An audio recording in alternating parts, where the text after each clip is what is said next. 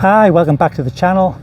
So today what we're going to do is look at sort of angle grinders. So in other videos I've looked at wet saws, so again we still need an angle grinder as well to do certain jobs. And really the biggest problem we have, especially with porcelain tiles or natural stone, is cutting a curve in a tile. So this may be going around a toilet, or it could be a fixed shower tray that's got a curve on it, and we need to mark it out. So once you've marked the tile, I'm going to show you literally just now how we deal with that cut. So straight away we need like sort of the blade on here. One of the other videos, if you check that out, it says which angle grinder blade to use, because generally it's not a one fit does everything. We'll have like porcelain blades, ceramic blades, general purpose blades. So this one here I'm using a porcelain blade because it gives a bit of a finer cut. So and what you need is a face mask, just to stop like sort of any like fragments coming back to your face, and we'll get going with it.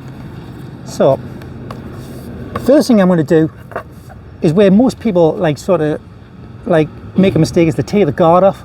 Never take the guard off an angle grinder, because if anything goes wrong with that blade, it's going to come straight back, it's going to catch you. So again, never remove it. You'll see loads of videos with like no guard on there. Never take it off, right? So another thing we don't want to do is run a continuous like sort of run through it, because that's going to heat the blade up in the diamonds, and that can cause fractures and failures as well.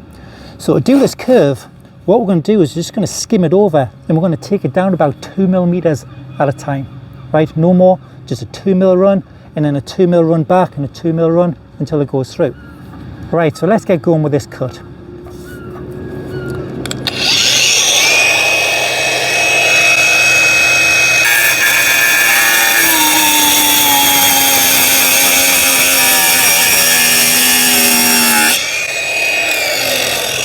That's the first cut, just 2 mil, and I followed exactly the curve of that.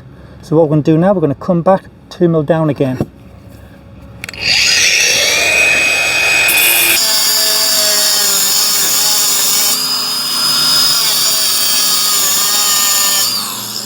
So what we're going to do at this point is we're going to put a couple of stress reliefs in.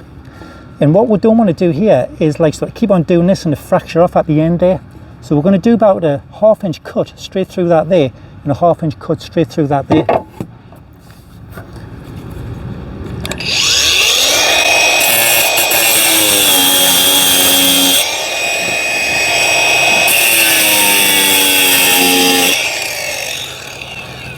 So what that's done, that's going to stop it from splitting at the ends here. So we're going to carry on now and do this extra like sort of 2 mil cuts around here.